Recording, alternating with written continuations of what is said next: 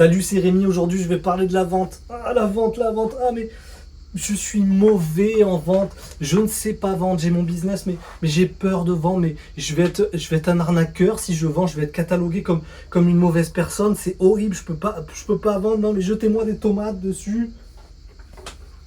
On va se détendre, on va se déstresser avec la vente, on va ouvrir ses chakras sur la vente, on va arrêter d'affirmer qu'on ne sait pas vendre, qu'on ne peut pas vendre. Je vais t'expliquer des techniques très simples pour débutants, pour des gens qui ont peur de la vente, qui sont un petit peu en mode trop d'empathie. Oui, non, mais je vais sentir que l'autre il n'a pas l'argent, je vais me négocier. Non, je vais te donner des conseils très simples.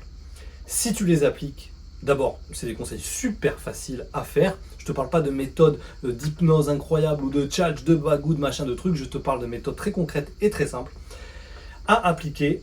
Donc moi, j'étais commercial pendant de nombreuses années avant d'avoir mon business. Ça fait maintenant 7 ans que j'ai mon business en ligne d'instruments de musique. Donc la vente, je connais très bien. Je suis né là-dedans, j'ai commencé à travailler là-dedans.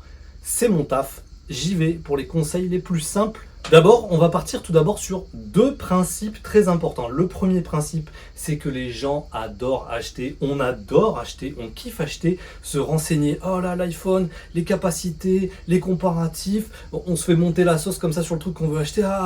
Donc, heureusement qu'il y a des gens pour vendre des choses. Sinon, on ne pourrait pas avoir ce plaisir d'acheter. Donc, les vendeurs, les gens qui vont te vendre, voilà, dis-toi que c'est pas des mauvaises personnes. Il y a vraiment des gens qui vont vouloir acheter ce que tu veux. Donc toi tu le proposes, il faut juste que tu saches le vendre, mais en tout cas les gens adorent acheter. Et principe numéro 2, c'est que les gens détestent qu'on leur vende. On adore acheter, mais on déteste qu'on nous vende et qu'on nous mette de la pression.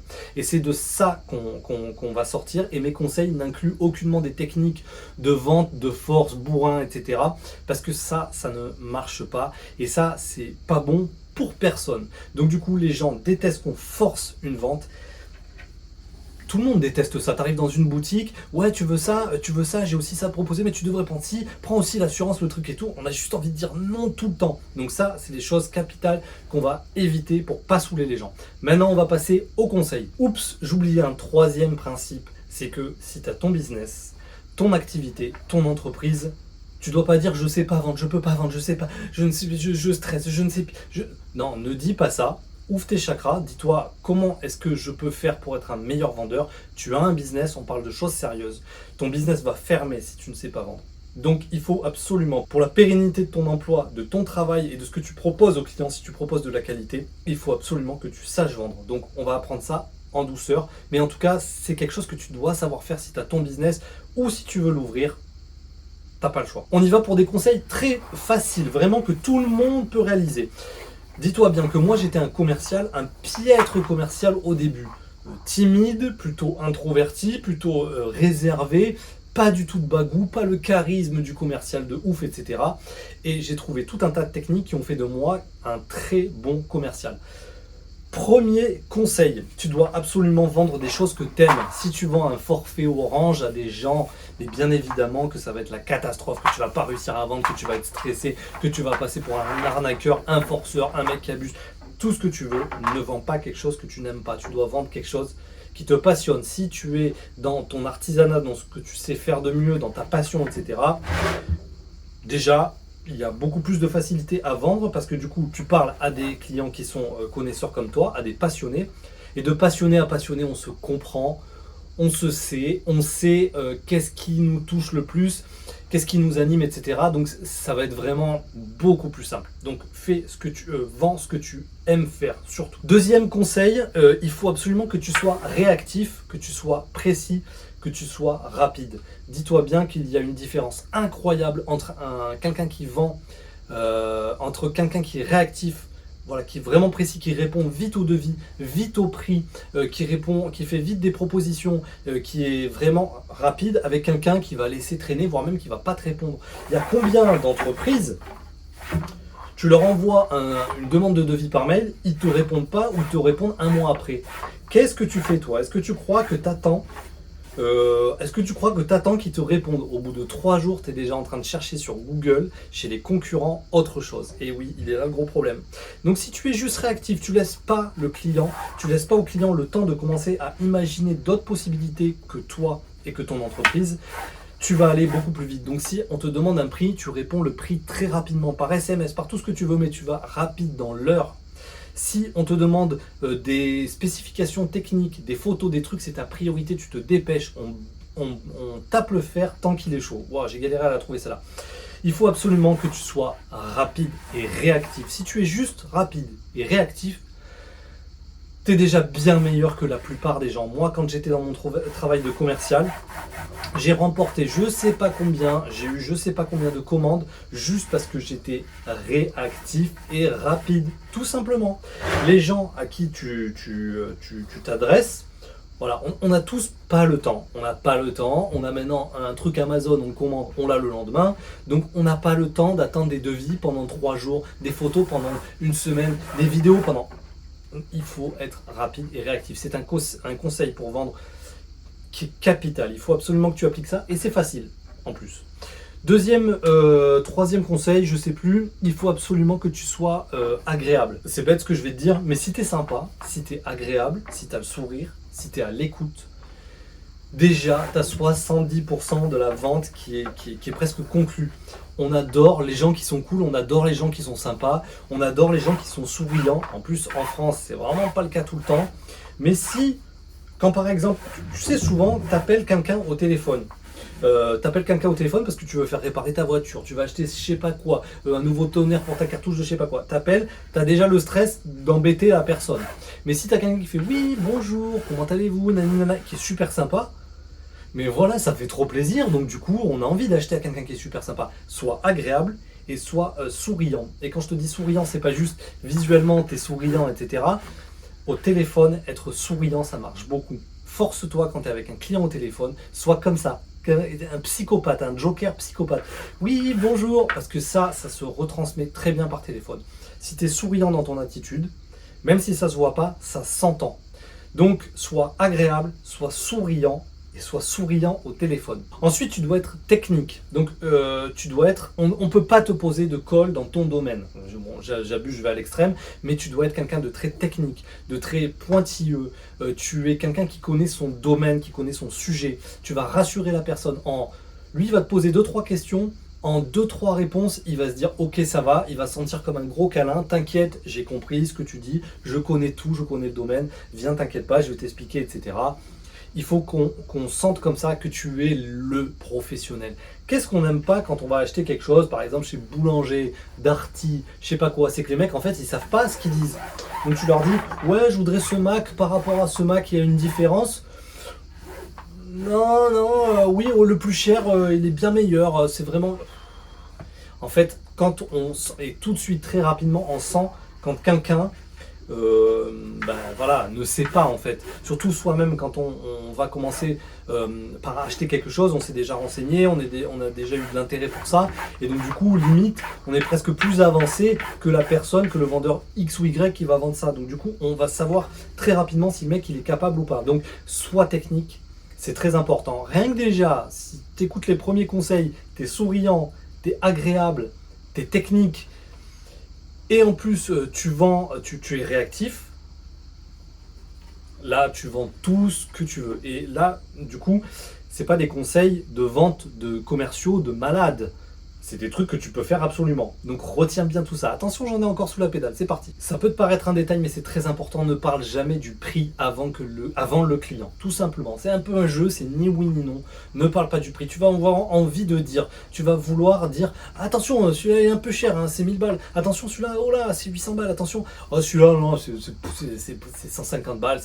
Non, ne présume pas d'une chose. Ne présume pas des moyens de ton client, c'est-à-dire ne te dis pas, ah non, lui, je vais lui dire tout de suite que c'est 1000 balles parce que je sens qu'il va pas m'acheter un truc cher et que du coup, non, là, non, c'est pas bon du tout. Il faut que je lui dise tout de suite que c'est cher, que je le prévienne que c'est cher. Attention, ça mord, attention, ça mord.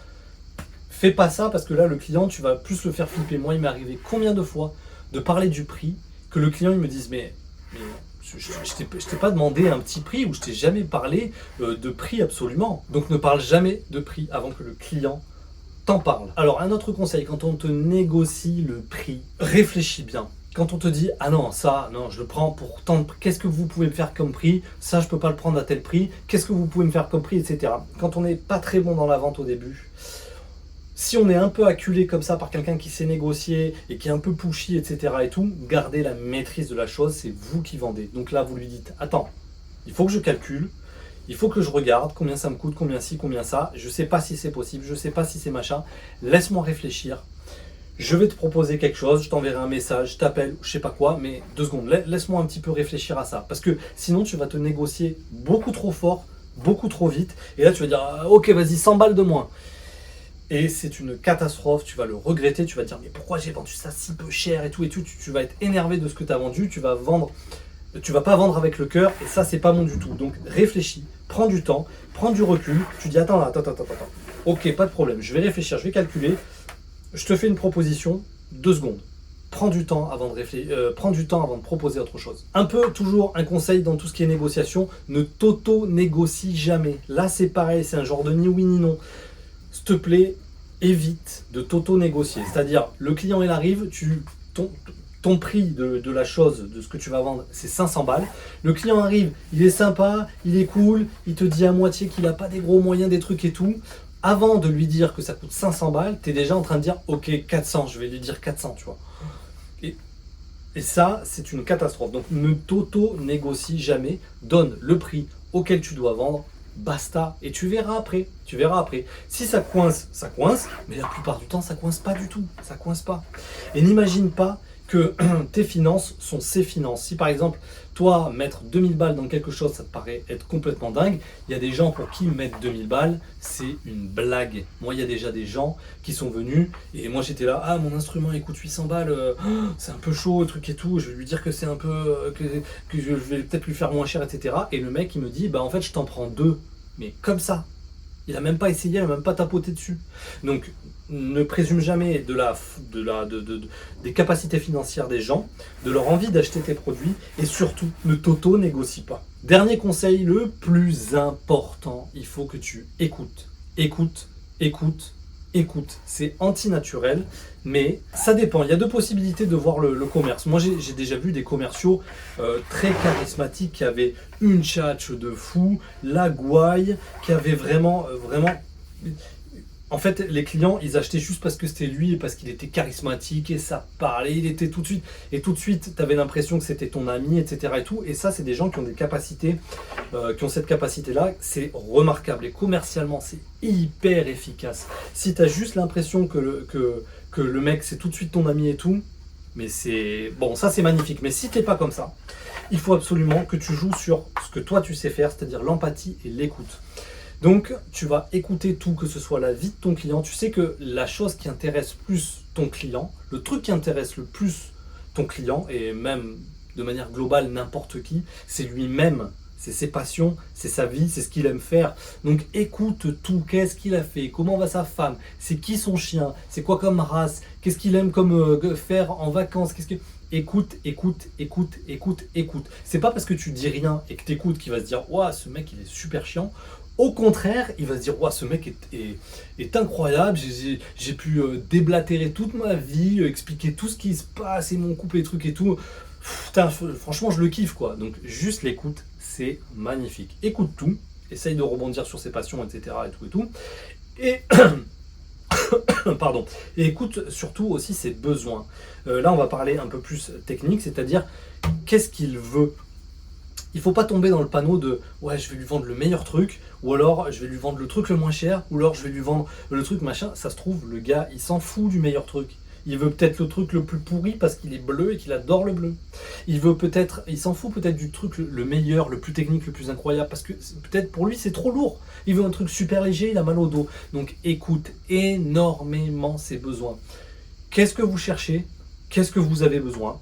Est-ce que vous avez des idées sur la chose que vous voulez? Est-ce que vous avez... Ne juge pas ce qu'il va te dire, bien évidemment, parce que des fois, ils ne sont pas très techniques. Donc, si par exemple, tu parles en termes musical, tu dis qu'est-ce que vous cherchez comme type de son, et qu'il te dit je veux un son plutôt rose et chaud et je sais pas quoi, et qu'il t'emploie des termes bizarres, commence pas à dire non, sois humble et surtout aie un peu d'empathie. Et des fois, c'est des débutants, donc ne sois pas en mode non, c'est pas comme ça qu'on dit, je vais vous dire comment ça marche, etc. écoute ce qu'il veut et propose-lui quelque chose qui est adapté à ce qu'il veut. Si tu écoutes énormément ce qu'il dit, tu vas avoir beaucoup plus d'armes qu'un vendeur qui fait que tchatcher, tchatcher, tchatcher.